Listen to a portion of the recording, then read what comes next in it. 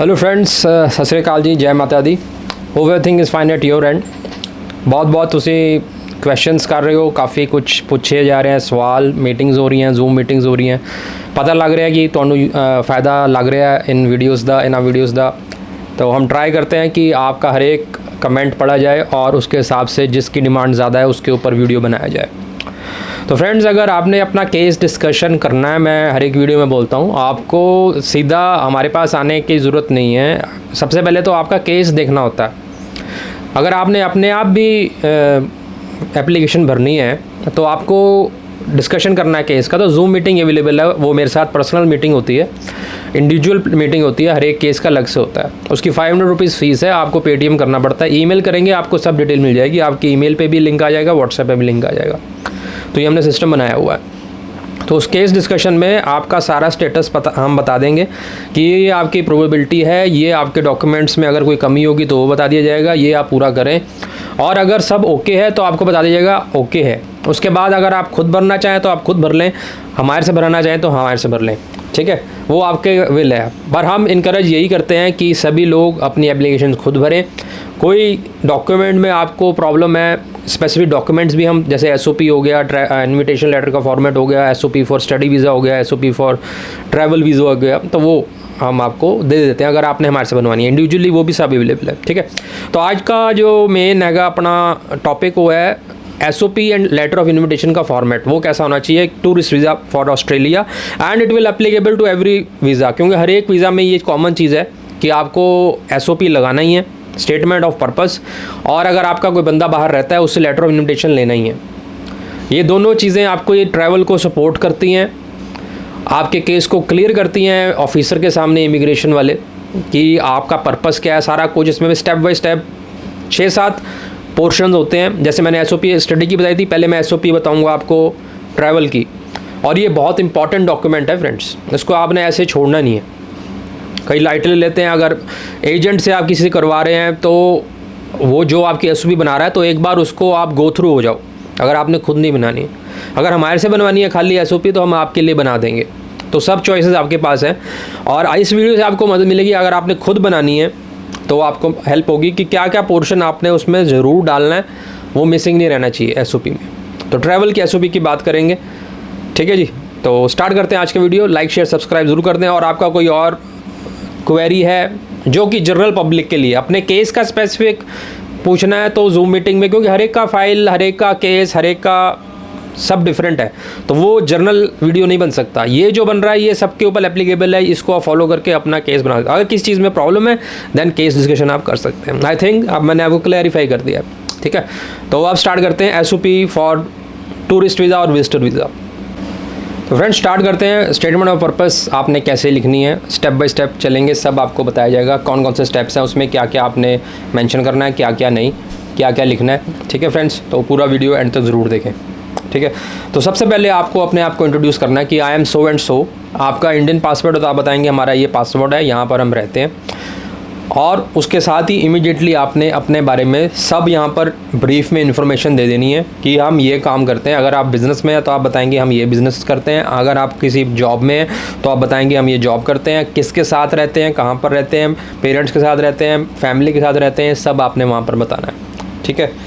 उसके बाद आपका इंट्रोडक्शन हो गई, आपकी सब क्लियर हो गया कि आप इंडियन पासपोर्ट हो, well settled in the India हो, ये आप काम करते हो। उसके बाद आपने स्टेप शुरू करना है कि आपका इंटेंशन क्या है कंट्री में विज़िट करने का। अगर आप घूमने जा रहे हो तो बताओ हमारा टूरिस्ट मतलब साइट सीइंग का इंटेंशन है। अगर आप कोई इवेंट देखने जा रहे हैं तो आप बताएं हमने मैच देखना है या कोई शो है वो देखने जा रहे हैं। अगर आप किसी से मिलने जा रहे हैं या आपका कोई ब्लड रिलेशन वहाँ पर है, कोई बेटा भाई बहन, उससे मिलने जा रहे हो तो उसका बताओ कि उस बंदे को हम मिलने जा रहे हैं।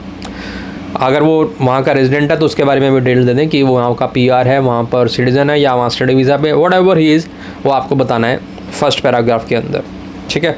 ये सब बताने के बाद आपको उसके बाद बताना है कि plan, your plan, what is your plan.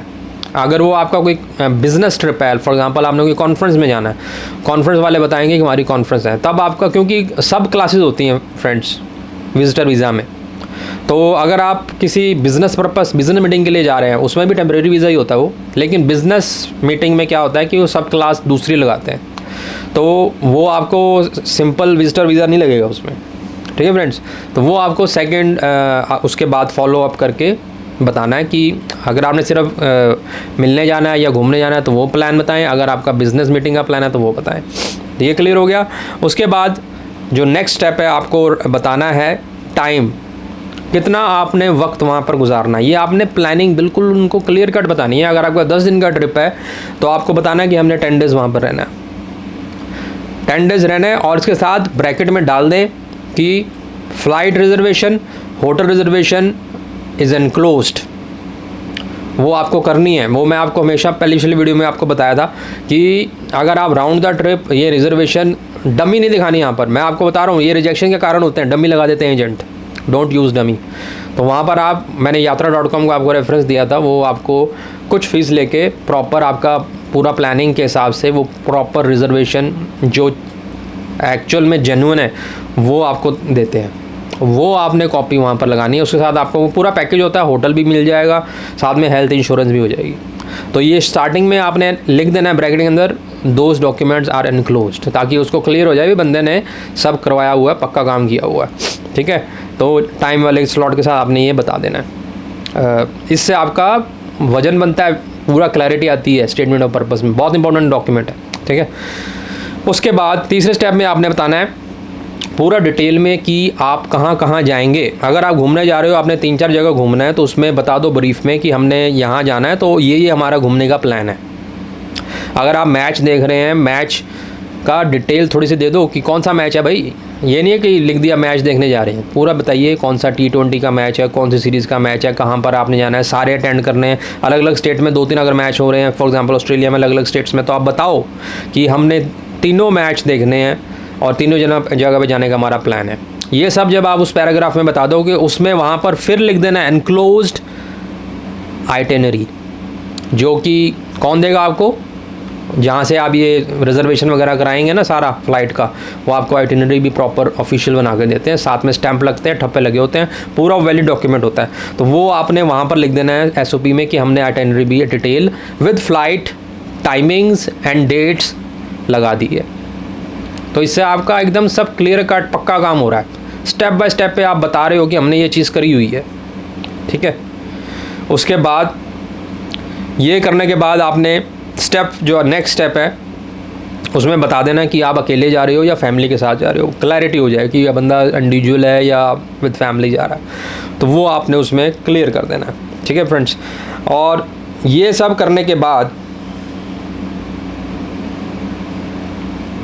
जब आप उसमें आपको डिटेल अपने आप बारे में बता देनी है। जो अब ये जो फाइनल स्टेप आएगा उसमें आएगा इंटेंशन टू कम बैक, ये आपको उसमें शो करना है। तो वो करने के लिए आपको फाइनल पैराग्राफ के अंदर सारा अपना सेटअप जो आप एनक्लोज कर रहे हैं ना डॉक्यूमेंट्स, कि अगर आप जॉब करते हैं तो उसके बारे में बताना है, अगर आपके कोई यहाँ फैमिली रिलेशंस हैं, मदर के साथ रह रहे हैं, पेरेंट्स के साथ रह रहे हैं, फैमिली के साथ रह रहे हैं, वो मेंशन करना है कि I have to take care of them, I am the only caretaker and all that, ऐसे स्टफ डाल के। और वहाँ पर क्लैरिटी देनी है कि हमारी इंटेंशन प्योर है, हमने वापस आना है। तो वो फाइनल पैराग्राफ में आपका क्लियर होना चाहिए, वहाँ पर आपने कोई गोलमोल बात नहीं रखनी है। वहाँ पर जब आप इंटेंशन दिखा रहे हो उसमें सपोर्ट कैसे होगा आपका, स्ट्रॉन्ग कैसे बनेगा, उसमें अगर आप कोई प्रॉपर्टी का पेज लगा रहे हो तो प्रॉपर्टी डिटेल दो कि ये प्रॉपर्टी मेरे नाम पर है, इसका वर्थ इतना है, इसके मैंने डॉक्यूमेंट एनक्लोज कर दिए हैं, ये इसकी टेक केयर मैंने करनी है, इसके लिए मुझे वापस आना पड़ेगा। आपका बिजनेस सेटअप है, रजिस्ट्रेशन बता दो कि मैंने रजिस्ट्रेशन लगा रखी है, उसको मैं ही संभालता हूँ, मैं ही उसको गवर्न करता हूँ, उसको देखने के लिए मुझे वापस आना है। नंबर 3, कोई पेरेंट्स आपके साथ हैं या आपकी फैमिली है, बच्चा है आपका, आप अकेले जा रहे हैं, तो वहाँ क्लियर कर दो कि हमारे ये बच्चे हैं, फैमिली है, पेरेंट्स हैं, उनकी मैं टेक केयर करता हूँ, उनके सारे IDs लगा दो, बर्थ सर्टिफिकेट्स लगा दो, ताकि आपका रिलेशन कंफर्म हो जाए उनके साथ। तो ये फाइनल पैराग्राफ में आपने चीज़ें लगानी है, ये सारी चीज़ें आपने वहाँ पर मेंशन कर देनी है एनक्लोज करके कि हमने सब लगाया हुआ है, पक्का काम किया हुआ है, और this is our intention to come back. तो ये आपका ऊपर वाले जो आपने चीज़ें बताई हैं उसको बैलेंस करेगी कि आपने जाना क्यों है, वो पता लग गया, टेम्परेरी जाना है, ये करना है, वो करना है, उसके बाद वापस क्यों आना है, वो चीज़ों को सपोर्ट करेगा। तो ये बैलेंस हो जाएगी इससे आपकी एप्लीकेशन SOP। ये जब आप बना लेंगे तो वो जब ये पढ़ेगा बंदा, ऑफिसर देखेगा और साथ में आपके डॉक्यूमेंट्स लगे होंगे accordingly, then he will be satisfied and rejection का कोई कारण हो ही नहीं सकता। तो इस तरह से आपने स्टेटमेंट ऑफ पर्पस लगानी है। अब मैं आपको बता देता हूँ, इसमें मैंने आपको फ़्लाइट रिजर्वेशन तब लगाना आपने बताना है जहाँ पर आपका कोई नहीं रहता। अगर आप ऑस्ट्रेलिया या किसी कंट्री में जा रहे हैं वहाँ पर आपका कोई नहीं है, तब आपको ये फ़्लाइट रिजर्वेशन वाला पैकेज में डालना है। इन केस अगर आपका कोई फ्रेंड वहाँ पर है, अगर आपका कोई फ्रेंड वहाँ पर अवेलेबल है तो उससे लेटर ऑफ इन्विटेशन ज़रूर लें, ठीक है। तो अब मैं आपको बताता हूँ लेटर ऑफ इन्विटेशन का भी फॉर्मेट। दोनों का मैंने SOP बता दिया आपको ट्रैवल का। अब मैं बताता हूँ लेटर ऑफ इन्विटेशन में आपने क्या क्या मेन लिखना है। दोनों के फॉर्मेट्स हमारे पास हैं, स्पेसिफिक इंडिविजुअल केस के हिसाब से हम बना के देते हैं। If you want to avail this service तो आप कॉन्टैक्ट करें, चार्जेस हैं कुछ वो भरें, आपको मिल जाएगा। अगर अपने आप इस वीडियो से आप नॉलेज लें तो अपने आप बनाएं, know that is best. This is the main purpose of the video कि आप खुद चीज़ें करें, ठीक है फ्रेंड्स। तो अब मैं आपको बताता हूँ आपका लेटर ऑफ इन्विटेशन।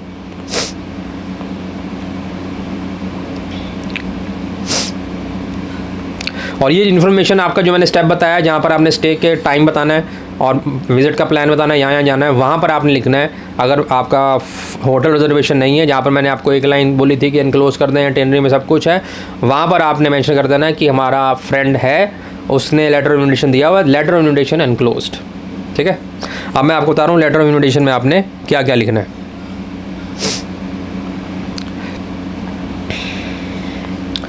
तो लेटर ऑफ इन्विटेशन जो है मोस्ट ऑफ द टाइम जो आपका फ्रेंड है वो लिखता है एंड वो एड्रेस करेगा जिस भी एम्बेसी को आप जिस कंट्री में जा रहे हैं। अगर ऑस्ट्रेलिया में जा रहे हैं तो Australian department of home affairs and immigration office को वो मेंशन करेगा, एड्रेस करेगा एंड देन लिखेगा डियर सर आई एम। अगर वो परमानेंट सिटीज़न है तो बताएगा कि मैं सिटीज़न हूँ इस कंट्री का। अगर वो PR पर है तो वो PR लिखेगा। अगर वो स्टडी वीज़ा पर है तो स्टडी वीज़ा पर लिखेगा। जो भी उसका स्टेटस है वो उसको पहली लाइन में मेंशन करना है कि I am so and so and I M citizen और PR और जो भी है वो आपको बताना है।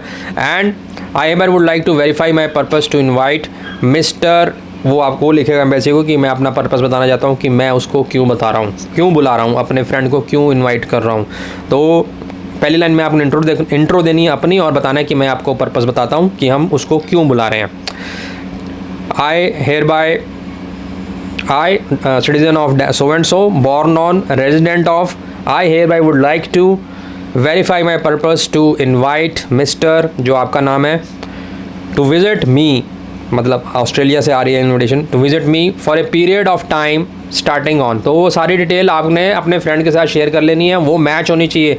Don't create mismatch on this. जो आपने SOP में लिखा है उसको एक कॉपी वहाँ भेज दो और बोलो कि इन डेट्स के हिसाब से इन्विटेशन लेटर बनाए। उसमें वही लिखेगा कि अगर आपका 15 दिन का विजिट है तो वो 15 दिन का लिखेगा।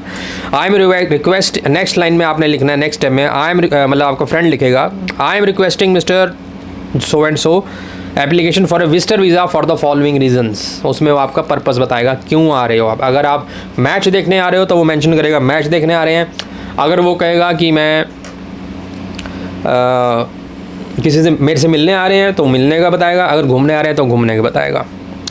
उसके बाद उसमें उन्होंने मेंशन करना है during their stay in suppose Australia जा रहे हैं, in Australia will live with me and my family, अगर उनकी फैमिली भी साथ में है, इन आवर होम, ठीक है, which we have possession of and where we live.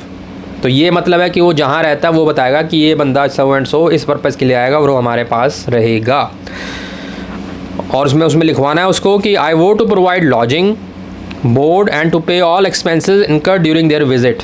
तो ये एक लाइन लिखवा दें कि मतलब रहने का जो खर्चा है, क्योंकि आप होटल में नहीं रह रहे हैं और वो आपको चार्ज नहीं कर रहा, तो वो अपने घर में आपको एक पनाह दे रहा है, तो उसमें आप ये लाइन लिखेंगे तो वो कन्विंस होगा कि जो बंदे हैं वो यहाँ पर आके रहेंगे, मेरे पास मेरा फ्रेंड है, तो उसके जो रहने के जो एक्सपेंसेस हैं, मतलब रहने के एक्सपेंसेस मतलब ये है कि जो खर्चा होटल में होने वाला था वो उसके ऊपर है, वो उनको वहाँ पर जगह देगा। इसके साथ अगर आप उसमें जगह, दिस इज़ नॉट मैंडेटरी, अगर आप जगह बता सकें कि हमारे पास 3 बेडरूम फ्लैट है या 4 या 2 जो भी है, वो अगर आप बता दें, इट इज़ नॉट मैंडेटरी, आप बता देंगे तो नॉट बैड, इट इज़ अच्छा ही है कि क्लियर हो जाएगा बंदों के पास जगह अच्छी है कि आप वहाँ पर आराम से रह सकते हैं, ठीक है।